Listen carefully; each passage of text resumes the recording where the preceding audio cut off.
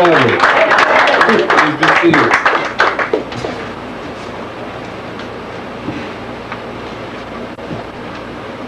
How y'all doing? Great. Blessed? Yeah. And beautiful. And you look like my daddy.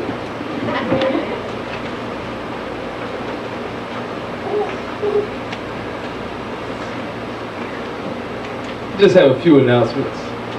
For real. Keep my phone on me though, just in case I get international calls. I should be getting some shortly. I missed y'all. It's nice seeing you all again. Beautiful faces. Y'all look semi-healthy. Also, that's wonderful.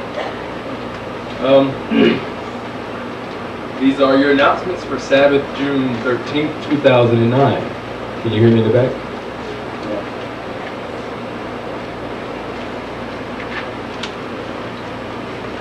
We have no guests, so I'd like to just welcome everybody once again to another family reunion back to Elohim Sanctuary on another Sabbath. You indeed are blessed to be present, and I'm blessed to see you. You're blessed to see me. Hopefully all that Elohim desires for you to be filled with and be relieved of by being present on his Sabbath with the rest of the assembly is showered upon you tenfold today.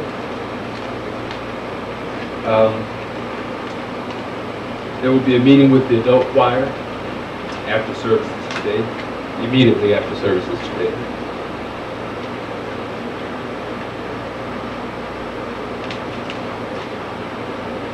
We will also have a sermon repeat, which is what we've been doing. For those who aren't aware, we've been having sermon repeats generally after services. Every Sabbath, generally an hour and a half after praise and everything is ended, high praise. Adult choir does their thing, and we have basically an hour and a half in which we come back and watch another sermon that's been requested continuously by many. The repeat will be one given by Apostle May 11th, 2002. May 11th, 2002, entitled, "What Does Elohim Say About Mothers?" Again, it's a repeat of one given by Apostle May 11th, 2002, entitled, "What Does Elohim Say About Mothers?" That'll be 1 hour after services today. 1.5 hours after services today. Brethren, we need your continued help. Can you hear me? Brethren, we need your continued help. After using the chairs on the front deck, on the deck out here, we ask that you please fold the chairs and place them back in its designated areas before leaving each week. This will allow us to protect the chairs from the weather conditions and also allow you your continued access to the chairs each week. That also goes for continuing to clean up behind yourselves. And once upon a time, I gave an assignment to everybody to try to pick up one piece of trash that you see on the property each Sabbath. I won't give that as an assignment because people have just been making sure they clean up so everybody can't grab one piece. It's generally not that much, but I ask that you continue to pay attention and watch each other's backs. When you see stuff on the ground, go ahead and pick it up and toss it in those nice black barrels that have trash spray painted on them. It saves us from having to do a lot of unnecessary extra work after and or during the Sabbath. So that'd be greatly appreciated for all of our benefits. Show of hands. How many of you do not have your personal copy of the Law of Elohim, which was presented in 2005, World Sabbatical Year 855? Can you lift your hands up so I can? Okay, 1, 2, 3, 4, 5. Okay, thank you.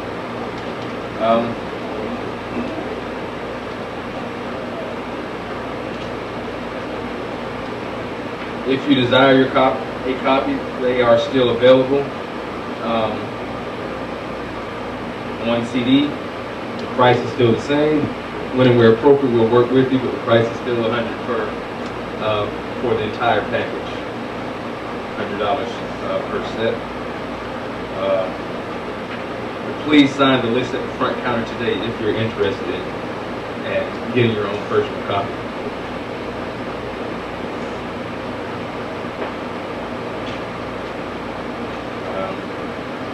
I continue to thank you for abiding by the 1 mile per hour on-campus driving rule. I hope that you continue to take it seriously, driving slow, coming in and coming out. Reaching of the rule results in 1 month off campus on the first offense, and for continued offenses, those consequences are on the board. But I appreciate you all sticking to it and driving very slowly on campus and coming in and out and trying to stay off of the neighbors, what the neighbors think is their grass, so I don't have to worry about dealing with the cops every Sabbath. Although, yeah, I'll leave it at that.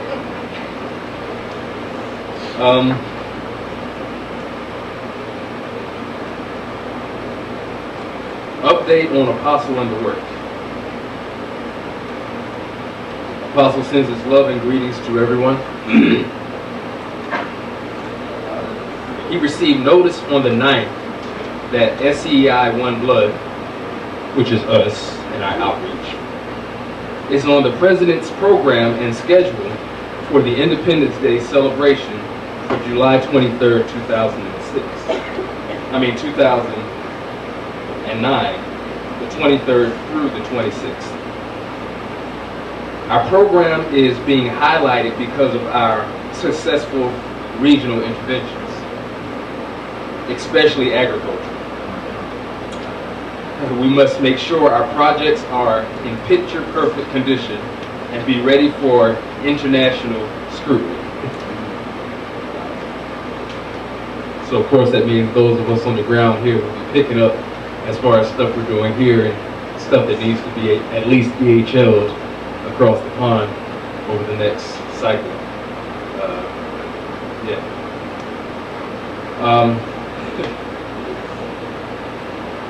Of course, all the work that we do, period, is a huge threat to the satanic kingdom, to Satan, period. And as always, once we tell you that, you know, we're small and you won't see how much that we actually affect the rest of the world. And of course, because you all are generally here and you don't get to travel as much as we do, and the only time you really get to see the rest of the family generally is by tapes, when they send tapes and greetings from the different congregations. But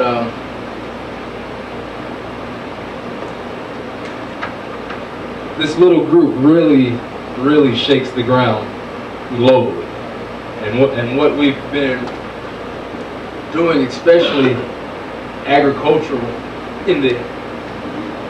especially when it comes to agriculture, and specifically in Sierra Leone, specifically in Liberia,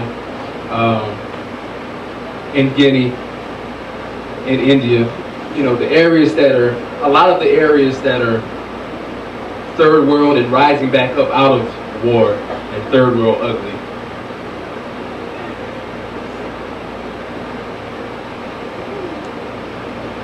Those are areas where the global, what we call the global manipulators, Satan and his people that are under his influence, they're trying to keep them third world ugly. And of course, according to prophecy, the light has to go in there and shine regardless. And we've been shaking the ground. This little group has been accomplishing more than you realize, and I plan on, in the near future, especially after services, an hour and a half or so after services, we'll still do request sermons from time to time. But also I'll start playing a lot of the videos, a lot of the footage, a lot of the stuff that's been going on across there for anybody that's interested. I mean, we have hours and hours and hours and hours of video. But just with what we've done and what's going on now with the president requesting us to kind of show our hand, if you will.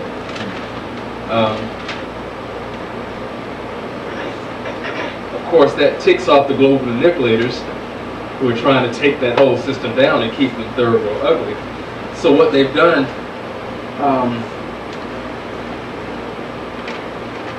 the World Bank, that should give you somewhat of an idea of how big we shake the ground. The president asking us to show face anyway, requesting us to show face at their, celebration because of our intervention. But it's such a threat that the World Bank just allocated $2.5 million to their Ministry of Agriculture and the United Nations implementers to try to compete against Elohim, against us. Which I'm pretty sure y'all have seen how that's gone in the past. They're going to lose, and it's going to be another one for the history books. But ask for your continued prayers when it comes to that. It'll be quite interesting seeing how that unfolds. Of course, we never really show our hand. They don't truly know how big we are. It's kind of like y'all never knew how big when we said we've got rice. Satan's creating this big famine worldwide, using people, causing starvation here, that, and the other. And we just kept saying we're doing this with rice, and we're doing this with barrels, and we're shipping them here, and doing this, that, and the other. But y'all didn't really see the rice until during the Feast of Tabernacles this past year, when I played just a little bit of a tape that showed one farm that was, as far as the eye could see, in every direction, full with rice. Not just regular rice, but seed rice. And that was a small farm. And we keep stuff like that under wraps on purpose to play our hand when and where appropriate. Because if you play your hand too big and you show how bold and how big you actually are ahead of time, it just causes the enemy to up his game and trying to take you out. The enemy is full of darkness and we're lights. The enemy likes to take out lights. Try to anyway. So we have to do things strategically, continuously as the rule. That's something that we're conditioning you all to do even in protected communication. You're light, you have a greater deal of understanding and knowledge than most people have. You're getting taught and getting equipped on a whole other level. But you have to show your light, show the depth of your understanding only at certain times, when and where appropriate. The light's got to shine regardless. The light will shine regardless. But there are certain times when you pour water, and a lot of water, and there's certain times when you do a little tincture, a little drop. Because too much at one time makes you a target. And although, yes, we are targets of Satan and his system,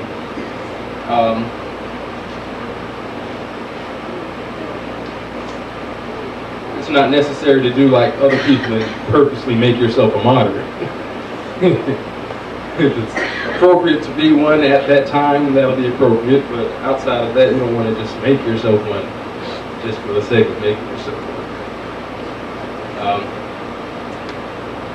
That's what's been going on there. I actually,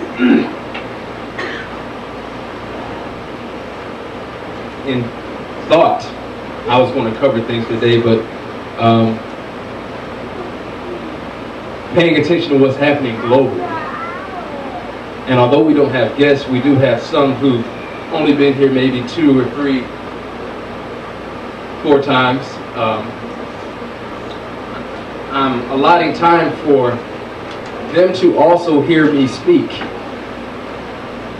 hear what's being said, and see it occur, and see these things come into fruition, so that they know, not just because you say so, but they know for themselves whose church this is, that indeed this is the Creator God's church, who His apostle actually is, who His prophets actually are, and how to tell for themselves, because they can evaluate based on just the principle of Scripture alone that says, if the prophet speaks in my name and the thing does not come to pass, does not come into fruition, don't pay him no attention.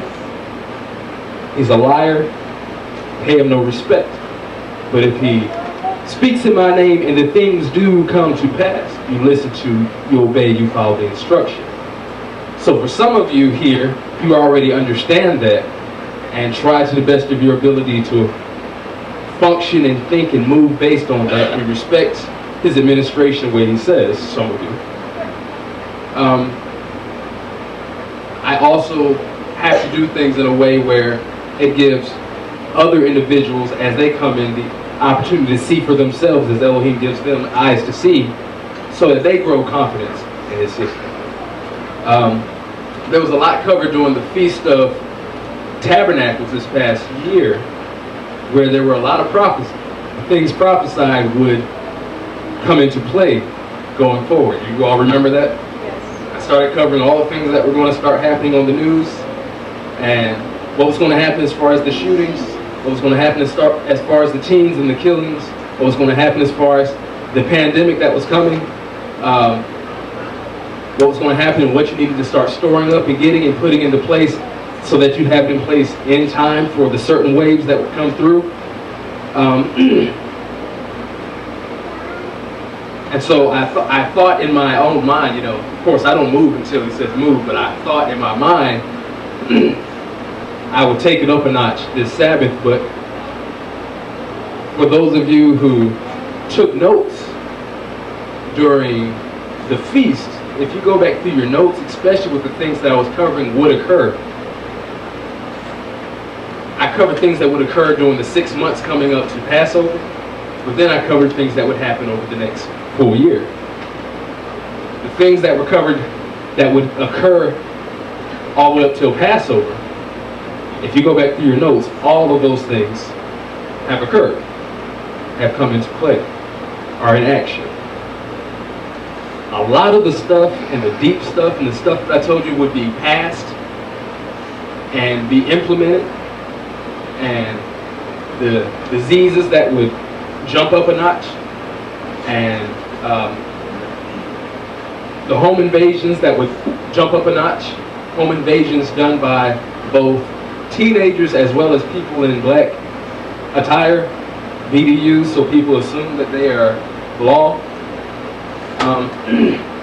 These things are upping, but over this last cycle, a lot of the stuff that was prophesied during the Feast of Tabernacles over this last cycle has happened numerous times each day. Numerous times each day.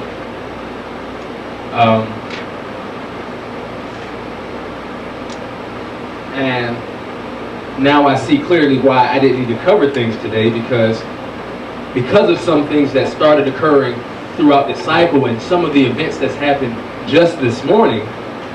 A lot of the stuff that I prophesied means that it will happen this cycle coming up. It will happen this cycle coming up. And so it's exciting, especially for those who have your notes, because it hasn't happened yet. So you can go back through your notes from the feast and then pay attention to the news, and you'll start seeing the same stuff that was in your notes start coming out on the news, which will give you once again a greater degree of confidence, because once again, when it comes down to it, as things continue to deteriorate globally, and especially in this culture, when it comes down to it, you're going to have to trust, truly trust, and have faith in who Elohim has in place. And when they say move, you got to be willing, ready, and moving. And when they say stop, you got to be willing and ready and stop. Because to hesitate is to lose out.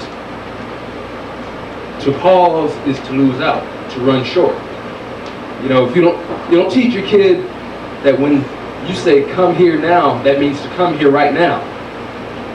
And you're walking, and you say come here right now, and your child takes 4 more steps, not realizing you said come here now because there was a car coming, and they take those extra 3 steps and get hit, guess what? They lost for taking 3 more extra steps because they weren't heeding the warning from someone who saw something that the child didn't see. Well, that's how it is for me. I see stuff that y'all don't see. I'm told stuff well in advance. I articulate to you well in advance so that you can prep well in advance. And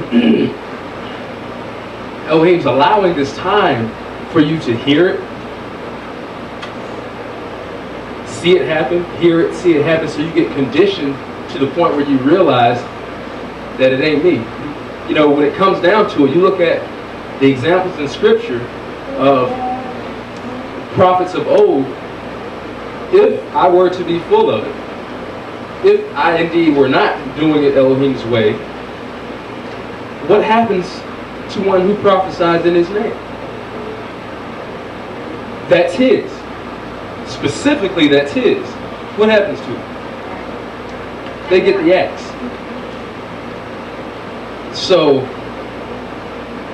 for me not to have gotten the axe yet, and prayerfully never will unless it's appropriate as my time as a martyr, if that may end up being the case, which doesn't matter to me. I have to do my thing, but you all have to grow, truly grow in your confidence and understand who his voice is to you. Your life depends on it, truthfully. Your lives depend on it. For the truth to be making sense to you here and now. For the things that are complicated to the world to be seeming so simple to you here and now means that he's opened your eyes to see. And one of the biggest things, and that's why I encourage you all to study, and to study, and to study, and to study the Scriptures, is because when it comes down to it, once again, I am not going to sit there and prove to you my point by opening up the Bible. You need to know the Bible. Because the Bible is full of the law, you know, the principles, the applications to follow, and then filled with examples of those who followed Elohim's instructions and got the benefits, and those who didn't and got the consequences. So you can go through and evaluate and choose which way you want to do things, how you want to function. And it's filled with prophecies of things to come. But one thing you have to realize is, once again, the book of the Bible in which we're living, which is the book of Acts, is open. And it's being written as I walk, as I talk, as I speak, as I sleep, as I work, as I do. I'm writing a book. And so are you. It's about what you do on a day-to-day, step-by-step basis that shows, that determines if indeed Elohim allows for your part to go into the book. It's up to you whether your part will be along the positive, beneficial side, those who did it right and got benefits and blessings, or those who got it wrong and got curses and consequences. Those who get changed, or those who get toasted.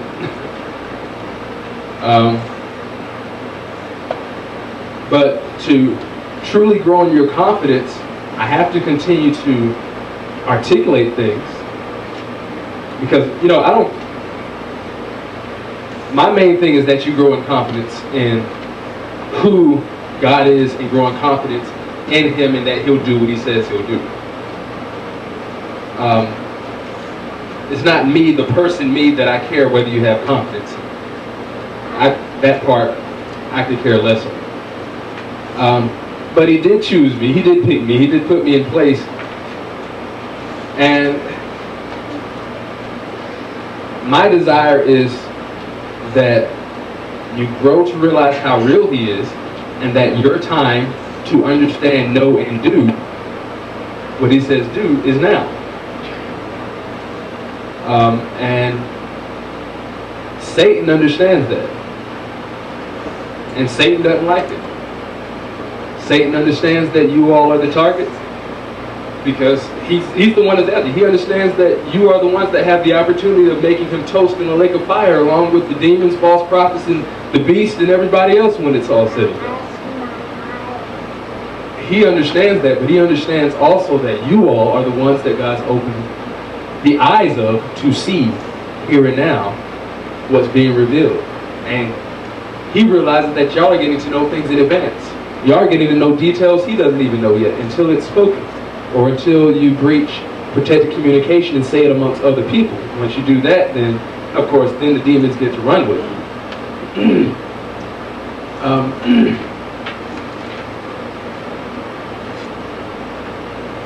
The main thing, which is still the assignment that's been given for years, which has been the assignment that I've given during the feast,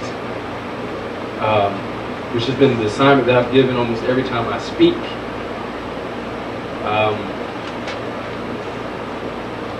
You got your law, same law that Christ came to magnify and fulfill, and did.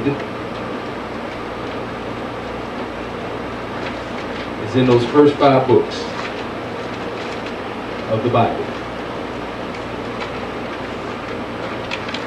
Summary in Deuteronomy, which you can read first, and then in its entirety, going from Genesis, Exodus, Leviticus, Numbers, and ending in Deuteronomy.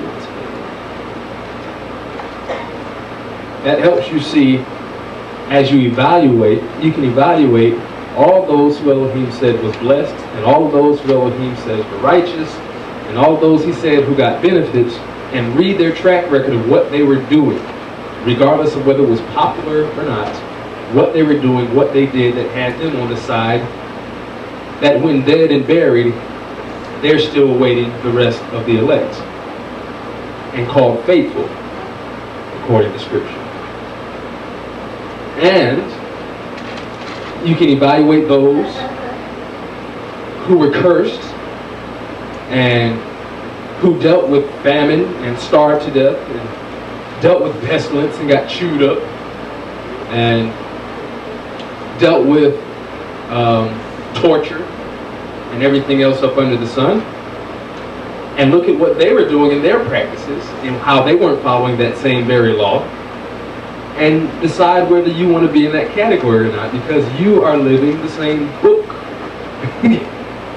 The same book.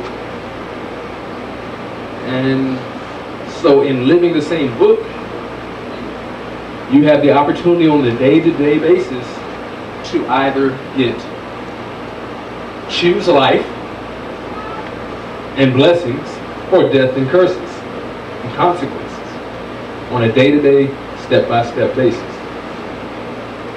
And this needs to be burned into your brain so that you realize and quickly adjust and address appropriately the stuff that's going on with you when you realize, okay, this is a consequence. That's what I've been doing. Okay, this is a curse. That's what I've been doing. Father, what do I need to do to correct me here and now? Because this is not where I want to be. I pray that you all continue to take that seriously. I'm excited in a sense, especially now that I told you can go back over your notes from the feast and pay attention to the news this next cycle, because I gave some specific details, and I gave some like real life scenarios and specific details of real life scenarios, but you'll be able to watch the news. And for those of you who don't have TVs that drive out and go out and about, you'll be able to see some of the very stuff that was covered during the feast happen right before your eyes over this next cycle. And that should, if that doesn't make you have confidence in the system, I don't know what will. And I'm not really concerned with that either. my job, once again, is to make sure I inform, and your job is to make sure you comply. But things are rapidly changing and rapidly deteriorating, especially in this culture that we live in. I'm not sure if any of you remember when we covered stuff with the pandemic previously and long before it came, this particular one, and what would happen when it got to a level 6 and was actually called a pandemic. I'm not sure if you're aware that it's already at a level 6 and called a pandemic now. So all you have to do is go back over your notes, for those of you who took notes, and look at what would be implemented the moment that it was called a pandemic and made a level 6. And you know what are the things to come.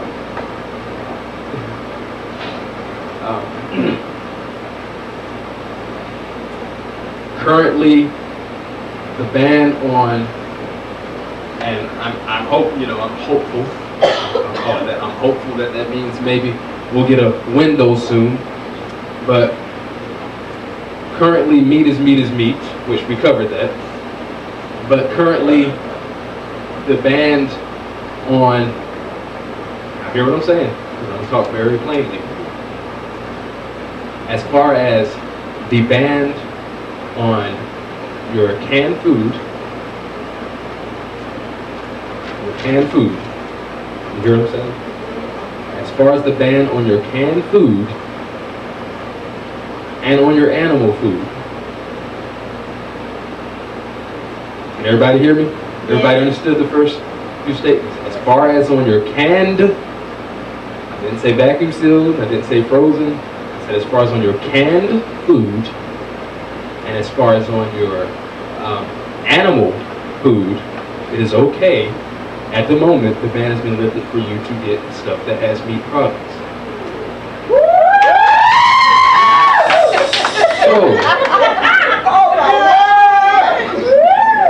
So, you hear what I'm saying?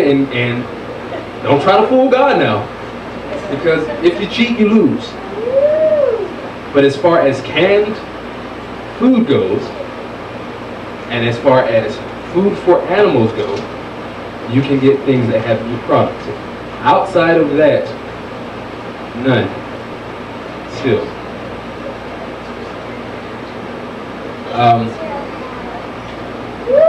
And I'm not sure how long that will stay open. I'm not sure if that's going to be open and then from there maybe just free meat period and we get to get on meat again. I do not know. But for that to be allowed is huge. Yes. In my book, and hopefully just in case that door closes again, hopefully y'all capitalize on getting some sardines and chunky like tuna or whatever you need to get. Hit up wherever you need to get, but I'd be loading up because one thing for sure, I'm not sure if you're aware of this, but as things continue to go down and they start quarantining more areas and start forcing people to take Tamiflu and whatever kind of shots, and food is not so readily available, and other people start realizing it, there's going to be people who don't care about money or anything else like that. They'll be going and bum rushing stores left and right to get food, period. And by the time that happens, that will not be the smartest place for you to be running, trying to, let me go get some canned food. Because people will be smart enough, trust me, people will be smart enough to wait for your butt to come out the store and jump your tail and take your food. People will be smart enough to do that. You know, if they can afford and they've got children at home and things are getting real dull and crazy and they not at the point yet where they're willing to eat the sickest looking child, number one, people get to the point where they'll eat some other person first. But we got a little while before things get to that point. That's what happened in the third world. I don't know if y'all realize that. Eventually, places go to third world and ugly, and there's no more food in stores. There's no more Taco Bell. There's no more KFC. There's no more backyard gardens when things go straight third world ugly. And people who relied on food to survive, instead of relying on Elohim to provide, when there's no food, they're going to eat something. They're going to eat something. And some people love their children so much that they'd rather eat somebody else's kids before they eat their own. You see examples of that in Scripture, right? You know, one got pissed and came to him and said, you know, I'm going through it. Why? Because me and her made an agreement. We made an agreement that today, you know, yesterday, we eat my kid, and then today we eat my kid, so that we'd survive during this famine, because there's no food. And yesterday we ate my kid, and today she's not giving me hers. You know, that example is in Scripture for a reason, because that's what actually happens when there's no more food. People will ultimately rely on whatever they can eat, to live. But like I said, we got a while before things deteriorate to that point. By the time it deteriorates there, Daddy willing, he would have made a way, as he promises and as he's shown the examples of throughout Scripture, for those who are protected to move on somewhere else and stay covered. But understanding that things eventually go there, you know, it's just like a child that eventually becomes a robber. He doesn't start out a robber taken like this by force. Starts out by doing it as a child and taking it and not asking permission, and you letting it go. And as they get older, they realize they just take stuff without permission. And they get older, they realize they take stuff without permission, and if you say no, they take it anyway. They get you to the point where you take anyway. Gun, knife, machete, cutlass, whatever, to get what you want. That stuff is coming here. It's coming here. You know, when I say things, it'll be a little while. Understand,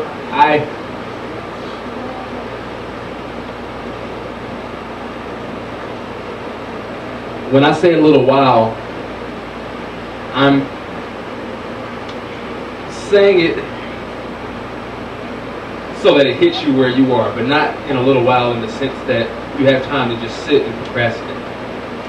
Because really time is short, and time is running very short. And according to Elohim's time, when he says 1,000 years is as a day and a day is as 1,000 years, you know it's really not much time left before some of this stuff has to come into play. But especially when it comes to this particular category, this is something you're getting in advance.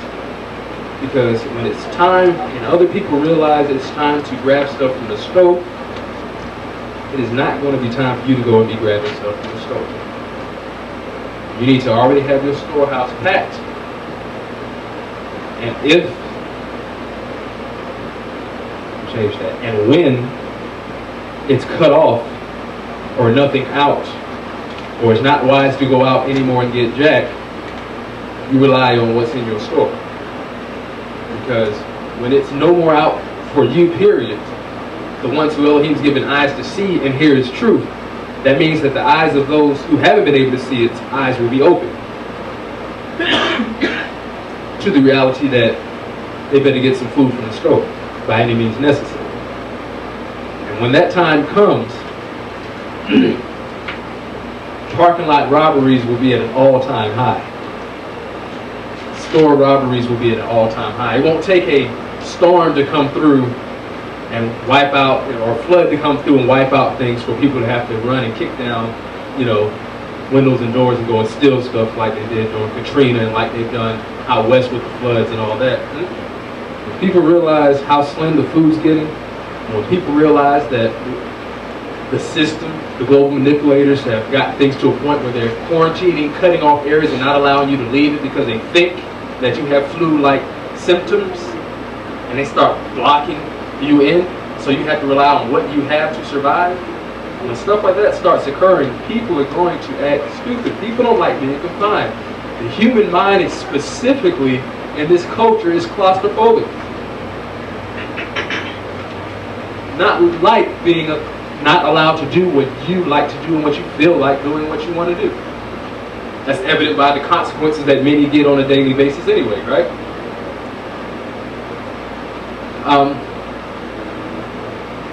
It's going to be important for those of you who like meat. While this man is up the price, stack up on a lot of canned meat. I would. I know I will be. I'll lead by example. So y'all go to a place and it's wiped out, y'all know that I beat y'all to it.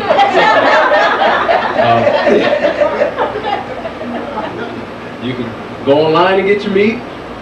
You can go to, just to give you some ideas for those of you who don't know, you can go to a Big Lots on Eisenhower, or you can go to places in Dublin, or you can go to places in Warner Robins, dollar stores. There's some dollar stores and Dollar Generals and stuff like that that carry meat, as well as other canned foods. Word to the wise, it would be wise to start getting while you can, because I'm not sure, and I don't care to know right now. When he makes it clear, I'll know. But I'm not sure whether this is going up the ladder towards meat again, just full out meat, or this is just an open door he's making for some who just come in and just realizing that they need to be storing up stuff. And so he's making it available for everybody to go ahead and store up stuff before it closes. It could be either way. But my suggestion would be to treat it like a, I don't know, you one time in your life going to an amusement park or something, you try to get on every ride. I treat it like a celebration time and get what I can get. Canned meat right now is inexpensive, and understand that I did say canned meat. I didn't say vacuum sealed meat. I didn't say meat inside of aluminum foil or anything else. I said canned meat. I spoke clearly. So please don't come after services or any time in the near future asking me whether a piece of aluminum that has blue writing on it and a fish on the front of it, is this considered canned meat because it's sealed and ... Don't ask me any questions having to do with anything other than what I said, please. Canned meat and food for your pets, go for it. Get what you can while you can. And for me, I'm gonna get some stuff for my pets, but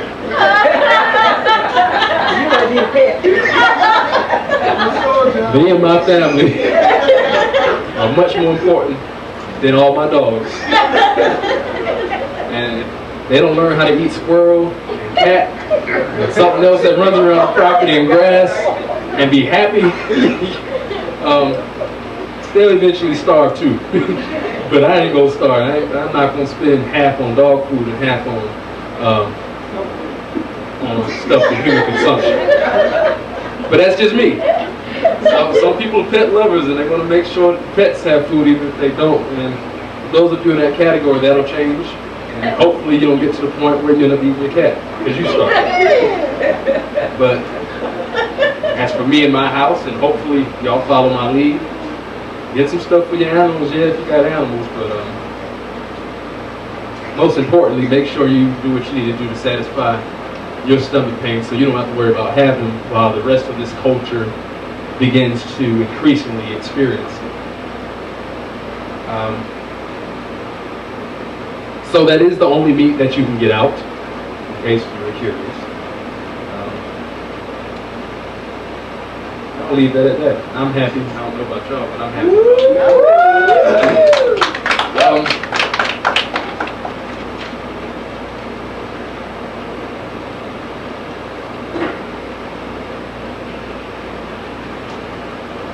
Apostle is in Liberia. He spent the week in Liberia putting out fires that Satan through Dr. Chiadi had set. So he's been putting out a lot of stuff as far as that. I ask for your continued prayers on his behalf, especially his stamina, and as most of you are aware,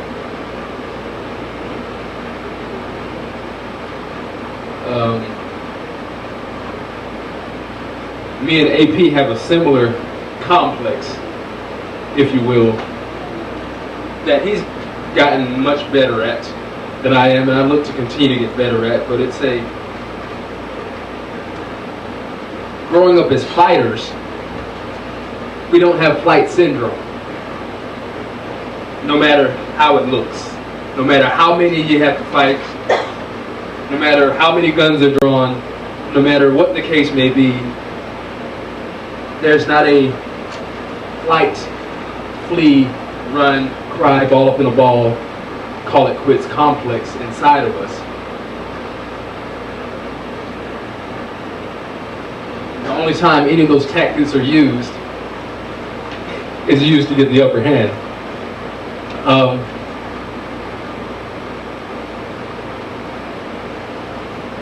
But you can imagine, with all the work that's been and has been being done and accomplished by us, and all the stuff that we've been shipping and all the stuff that we've been doing for the families there and around the world, what kind of perspective you have to kind of put away when it comes to a person that you semi-trusted turning on you and destroying, in some areas, a few years of work to a degree that can be made back up with a few years of work, and in some areas several months of hard work,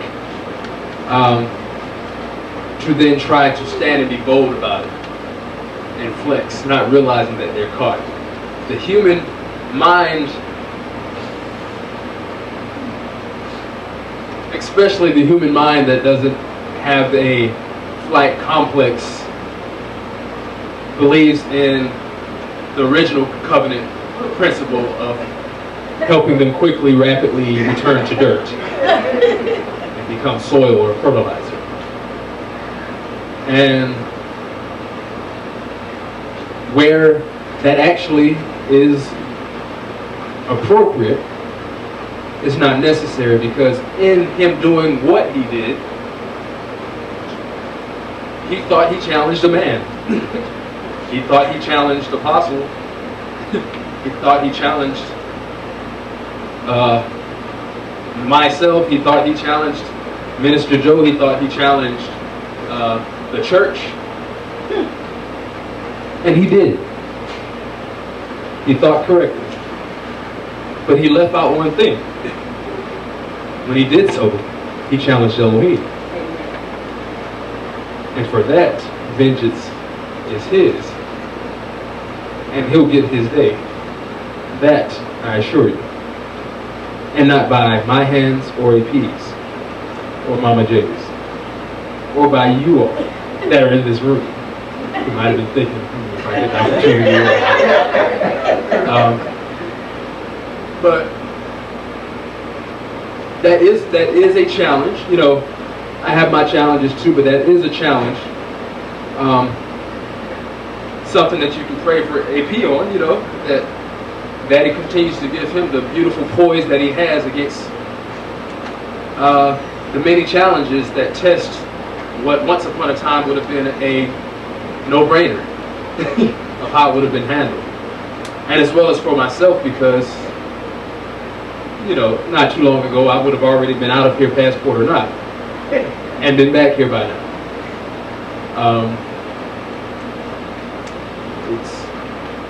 It's proof of y'all's prayers on my behalf and my growth, which I thank you and ask that they continue. Although I do look forward to getting on the ground there, because there are some areas where I do get to play, exercise. But once again, this stuff that's going on, this stuff is real. As I continue to communicate more, and as you truly come on the Sabbath in tune and ready to receive what Elohim wants you to receive.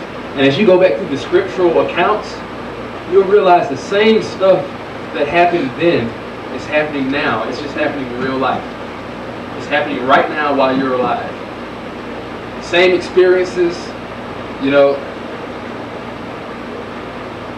As you read through the current covenant, you'll see the statement I made about, you know, I don't have the flight syndrome, but maybe we'll use it when we're appropriate. As you go through the current covenant, you'll see that there was some that played sick, dumb, and drooled, and everything else just to get out of situations, just for a moment, just to come back with the truth, and bam. As you go through the scriptures, truly desiring and asking for Elohim's help in seeing His way, so that you can apply what you need to your day and time, here and now, you'll start seeing, indeed, we're living the same thing. Yeah, we're doing the same things they're doing. Yeah, we're accomplishing the same things. Yeah, we're feeding nations and doing X, Y, and Z.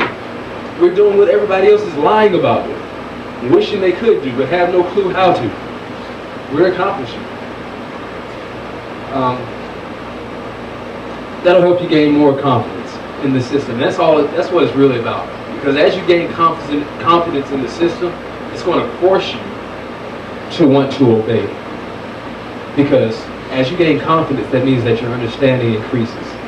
And as your understanding increases, that means that you're obligated to do better. And when you don't, you pay. And when you do, you succeed. And the thing is, with an Elohim system, you can't say, well, then I'll just try not to push and try not to do. It don't work that way. If He makes it clear what you need to be doing, if you decide not to, you pay. If He makes it clear where you need to work and strive to build and work through your stuff, and you decide not to because you're afraid of the responsibility or whatever the case may be, that's fine, but you pay. Because He says, to whom much is given, of them much shall be required. You have to do what He makes clear. You have to work to do what He makes clear you need to do, and to whatever degree of understanding He gives you as an individual, so that you grow as an individual. So that and I say when, so that when the eyes fully turn on the hub, which will happen, they'll be totally confused, but mesmerized and amazed at these geniuses. These geniuses that did not go to any Pharisaic university, who did not go to any Bible school to get, you know, their knowledge through the system, who got their knowledge and understanding through His Word and through His voice, or voices.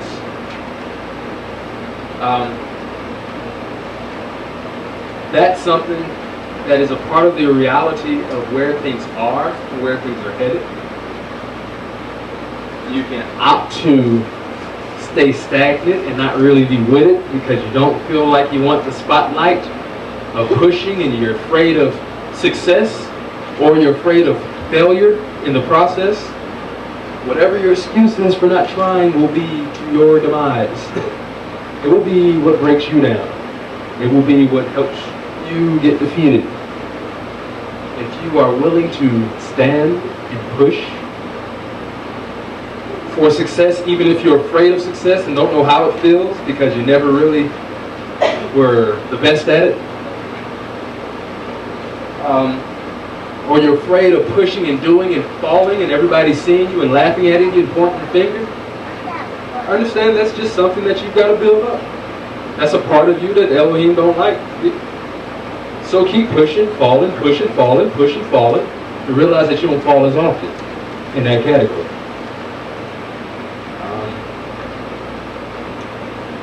I continue to pray that you all take seriously burning in, striving to burn in the principles of Elohim's law, so that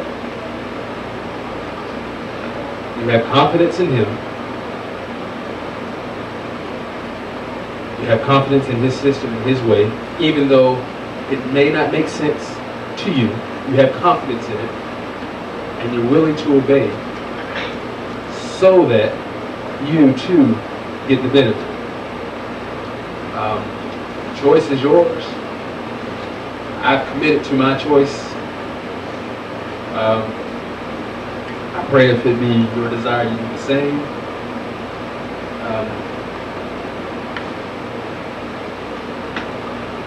And once again, for those who haven't seen it yet or haven't requested it yet, you can continue to sign the list if you want to see after services Elohim's plan and purpose for you, or anything covering Elohim's plan of salvation, period, because many people don't know what Elohim's plan of salvation actually is and what the good news is and what Christ actually taught. Although you are kind of getting it firsthand.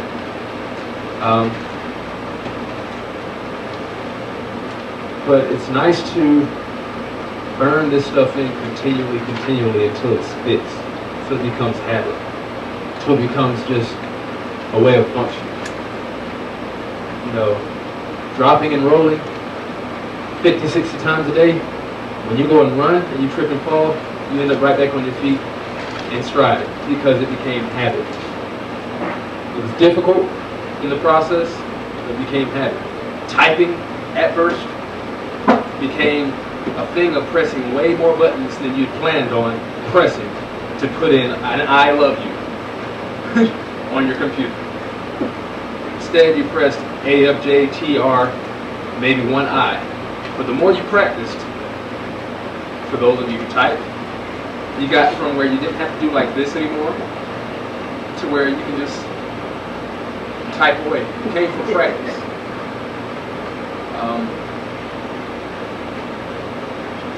Those of you who like to shoot things, most of you started out shooting and missing your target, and it was right in front of your face. Those of you who drop stuff left and right here and now, it took practice for you to learn and judge the wind, and judge the environment, and how far away you were, or how close you were to be able to drop it. But the practice made it habit.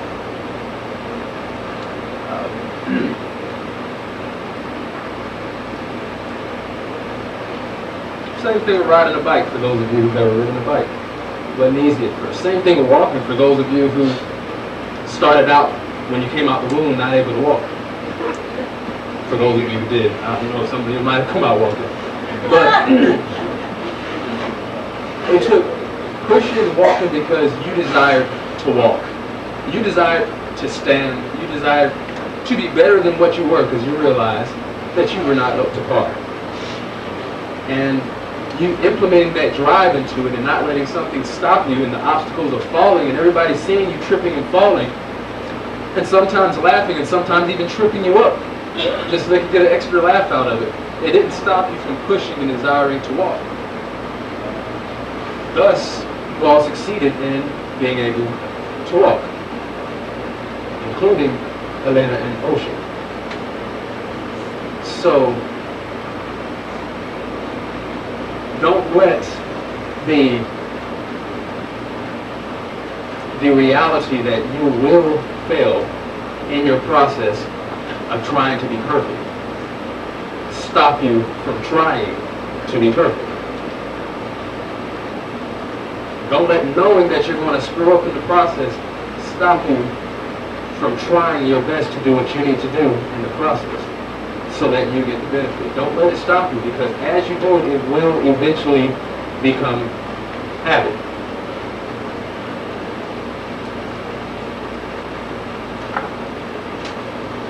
I don't need it. I can talk loud. I really don't need a microphone. Anyway, I don't need a microphone.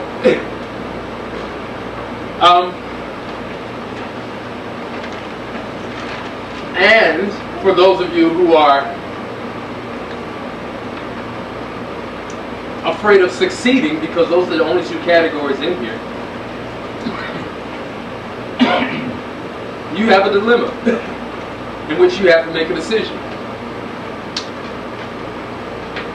If you're afraid of succeeding, I don't know if y'all are aware, but Elohim is a successful God, and he said in the end, he wins regardless and his people win. If you're afraid of succeeding,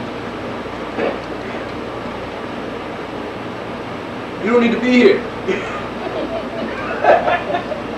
Because this is a winning team. This team will not lose. So you have to decide, ultimately, whether you're going to push through your failures, through the frustrations, through the challenges, to be the best child or child to be of the Most High and win in the end, or choose to lose and find a new team. I hope and pray you make the decision that I've committed to make, because mine ain't losing, mine's winning. And of myself, I cannot do it. But if I try my best, my God said He's got my back. Amen. And I'm sure He's got yours if you do the same. With that being said, me rambling, we do have a prayer request from the Bow congregation, Sierra Leone. Your prayers are requested on behalf of Mary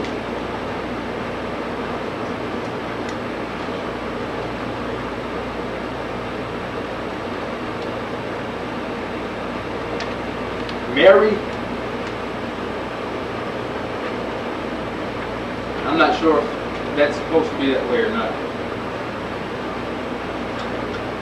I'll spell her name, then I'll pronounce it though. Her first name is M-A-R-Y.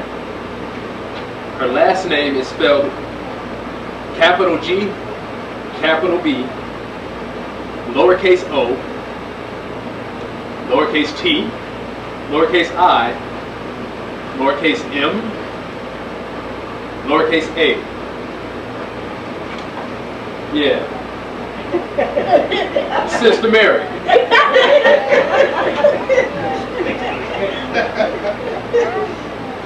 Since I'm on tape, I don't want to say it improper because, you know, our recordings go out to other places. She's a new one. I'm not sure how she actually pronounces that. I could assume, but I'd rather not. But she was seriously injured in a motorcycle accident last Friday evening. June 5th. She was a passenger on the back of a motorcycle. Once again, especially over there, a lot of the roads are not. They'll turn a car into a junkyard-worthy vehicle in no time. They'll tear a car up. So a lot of the ways of one of the main ways of transporting people, if you're not going to do it by foot or on your back, is on a bicycle or a motorbike. And a lot of the drivers now that are in their late 20s, 30s, 40s were all children and teenagers in early 20s during the war. Never really taught how to drive motorcycles other than hopping on a motorcycle and riding around and spraying whoever they felt like shooting. So even when they go into busy areas where there are vehicles and where the roads are car worthy, they'll drive against traffic, through traffic, wheeling and cutting in and out through cars while cars are coming this way, that way. And this car's slowing down a little bit, they'll cut right in front of it and zoom around and go that way. That's why generally most of our drivers have to go through driving school before they drive for SCEI-1BLOOD transportation or anything like that. But she was on the back of a motorbike with a driver that has not gained wisdom in how to drive appropriately, and the driver hit a car head on, which jacked her up pretty well, and she's got pretty serious internal injuries. The driver was not one of our drivers, of course, but that particular driver ended up taking off and disappearing, of course, to be found. Was found later, so that's not an issue. But prayer request was asked on behalf of her from Pastor Daheem and the crew there. Also continued prayers on his behalf and the rest of the ministers, specifically in Sierra Leone, but as well as the ones in Liberia. Happy Sabbath greetings from the family in India. They send their love and praises and blessings to our Father and to you all for being the beautiful headquarters that they haven't seen. They haven't even seen tapes of you all yet. But they get to hear like praise services, stuff like that. Yeah, they get to hear y'all sing. Susan's close to the camera. They get to hear you sing.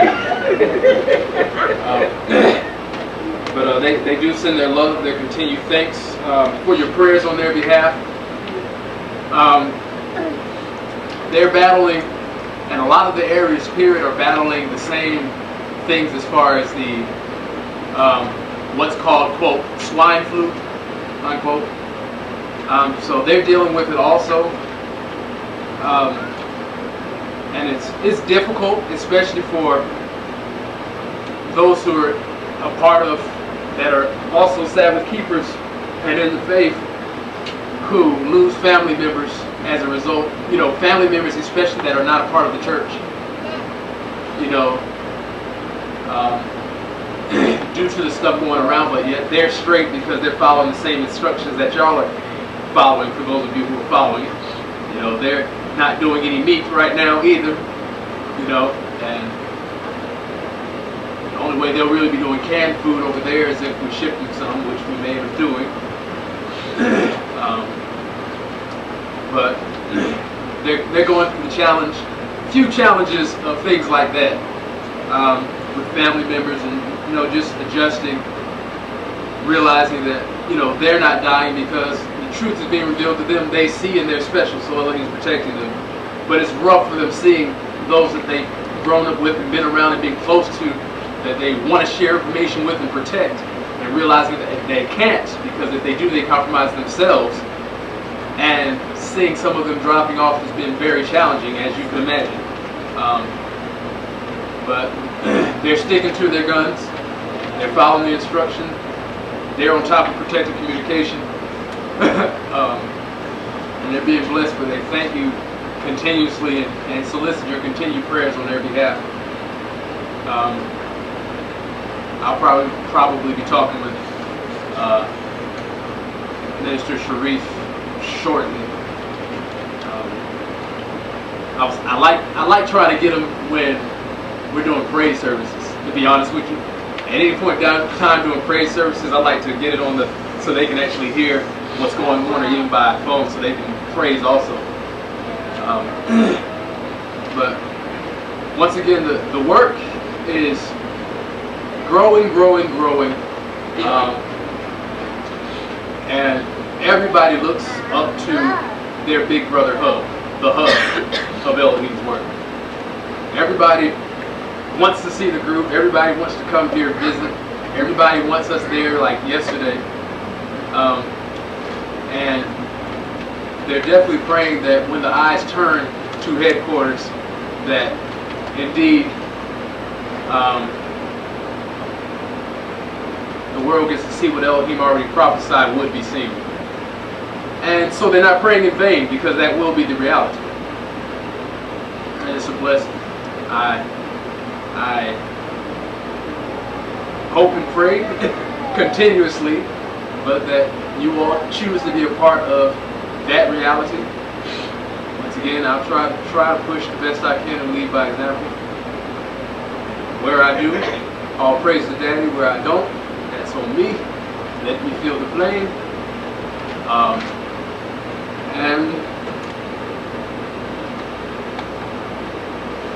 Apostle sends his thank yous and his prayers on his behalf.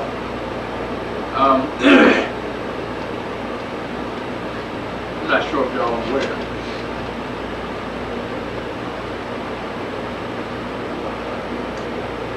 But yeah, you can continue your prayers, especially for AP's health as well as mine. Most of y'all aren't aware, but a lot of times when the enemy tries to hit AP, he tries to hit me too. You know the policy, the best way to take out a unit is to take out the head. Well, Satan knows who he's battling with, so he's continuously trying to take Apostle out, continuously trying to take me out, and then administration period. But specifically, us two on a continuous day-to-day basis, he tries to, in some way, do what he can to jack us up. And until this point, of course, obviously he's been unsuccessful, but we're not on his hit list of injuring or just hurting. You know, we're on his, Satan himself's hit list of just trying to kill. He just tries to kill us. And there's demons and all of them, they're just gnats in the way. You know, you gotta swat them, smash them. One actually gets in your eye, and then you gotta go and take it out. But those you tag around pretty decently. But specifically him, he aims for us. And a lot of times when he ends up finally making contact in any way where Daddy may allow at certain times, just as a part of the history record.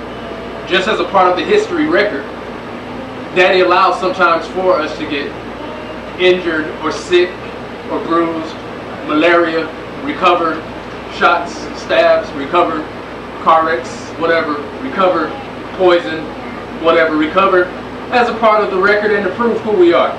Not so that we know who we are, we already know.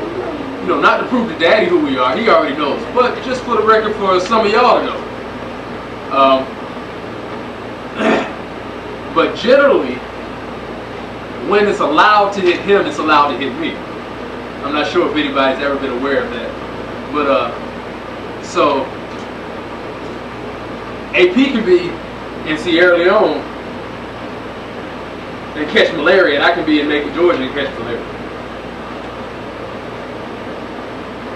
AP could be in the bush somewhere and catch thousands of microorganism parasites, and I could be somewhere in this country in the woods for whatever reason, and all of a sudden I come out with thousands of microorganism and parasites in my bloodstream.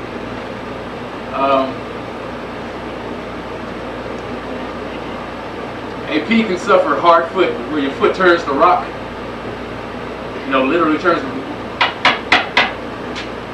and generally my foot's turned to rock.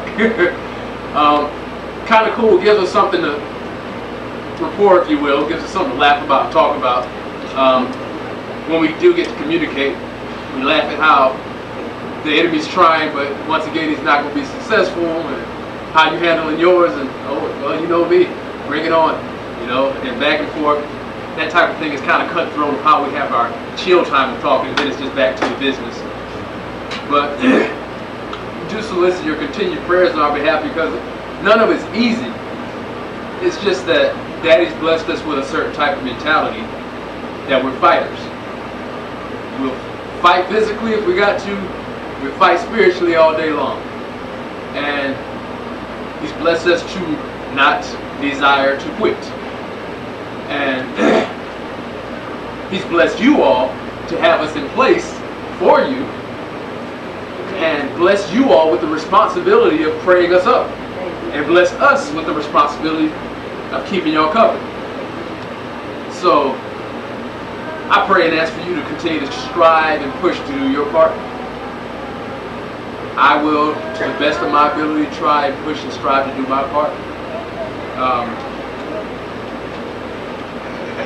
And I love y'all. Ask for your continued prayers on our behalf, for the work, for each other, for our little kids. I know they're enjoying being out of school. Yeah, enjoying being out of school. For all of you farmers, I decided to save the next words of wisdom through farming for next cycle. I give you all a chance to continue to work on your gardens and try to apply the principles there and see how they flourish.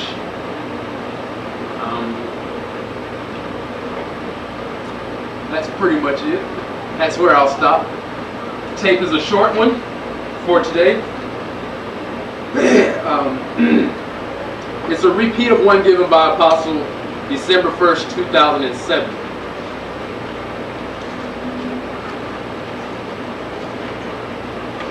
December 1st, 2007, entitled Understanding Elohim's View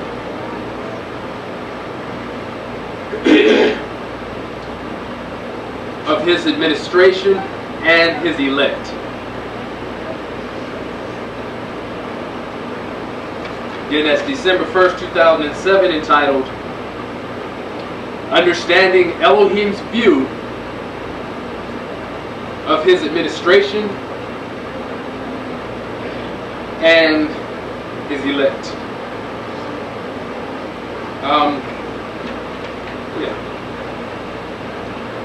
And that's it. There's not an opening prayer on the tape, so I'll ask Elohim's continued blessing and we'll go from there.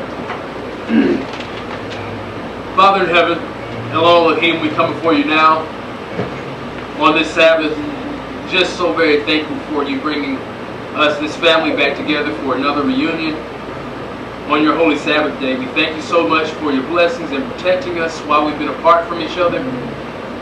Thank you for blessing us and keeping us healthy to the degree that you have for us all individually. Thank you so much for staying the hand of Satan, who desired for none of us to be here today, and blessing us with the miracle of just being present. The miracle of waking up this morning, being able to breathe, being able to walk and talk and function and think and hear. And we thank you so much for allowing us a window where we can get some meat and be able to enjoy it through taste.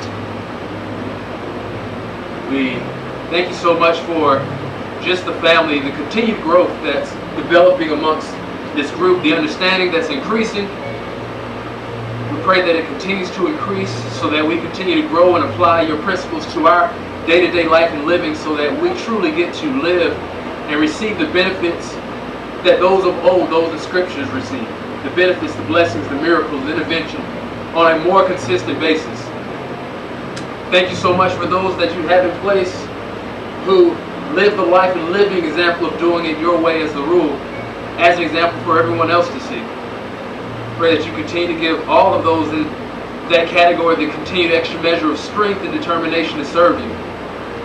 Thank you so much for our continued growth in love and in our development, our appreciation and respect for you, our appreciation and respect for your administration. Thank you so much just for being our God and revealing yourself to us here and now at this time in the history of your church. We ask special blessing over the rest of the Sabbath, the sermon time, the information. Pray that everybody's able to drink in your truths and assimilate it properly in their root systems so that they can begin to apply it to their everyday life and living. And just thank you so much just for being our God and calling us out of this truly dark and dying world at this time. Please bless the service time continuously. Please bless our praise after the listening and hearing portion here and now.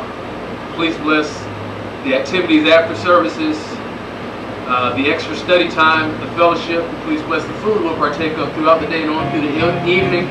And we just thank you so much for all that you continuously do for us. We pray that your blessings do indeed continue on our behalf. And we give you all the glory for this day and this time and just the opportunities to be in your presence and in the presence of those who you've made in your image. We love you. We honor you, we adore you, and we praise you forever. Asking these and all things in the name of Yehovah, whom we pray. Amen.